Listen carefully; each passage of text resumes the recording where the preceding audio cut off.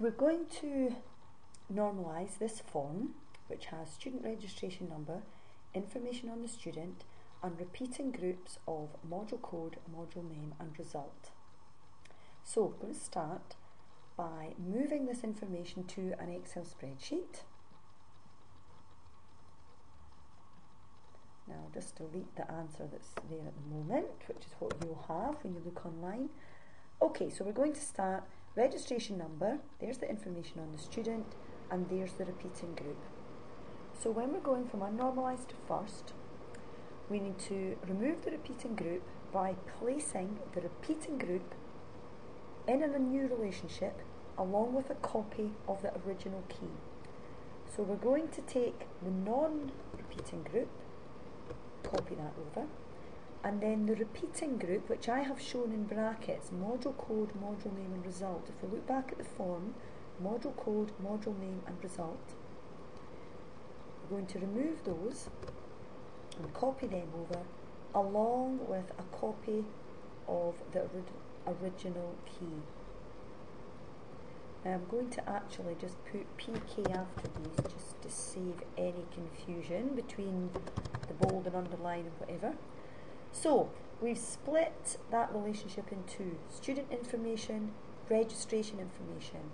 It's no longer a repeating group, so I'm going to take out the brackets.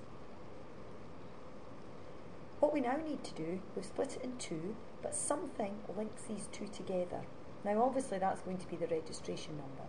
The registration number there links to the registration number there. So that's a foreign key, but where is it the foreign key? Is it the foreign key in this relationship or a foreign key in the bottom one? If we have a look at some data, that might help. Student registration number can only appear once in the student relationship, but many times in the one to do with the modules and the results. Now remember, one of the rules is the foreign key can appear many times, but a primary key can only appear once.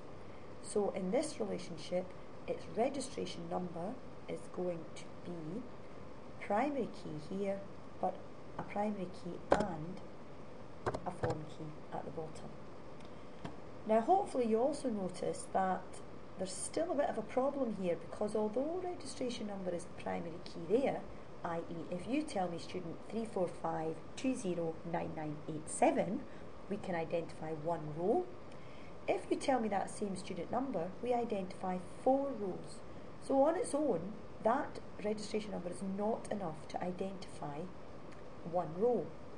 We need to use something else as part of the primary key. And it makes sense in this example to use module code.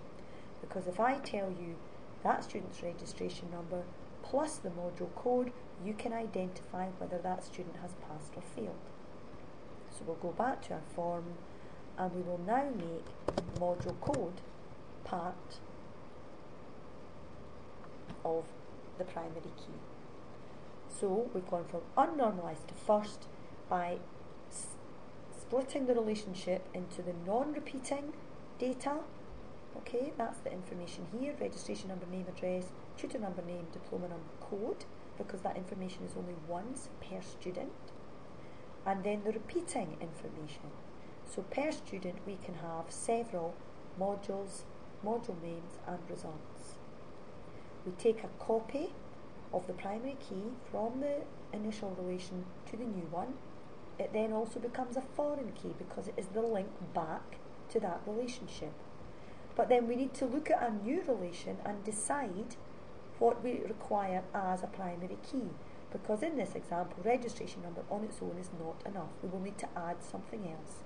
And in our example, if we put some data in, it should be registration number and module code. That's us finished to first normal form.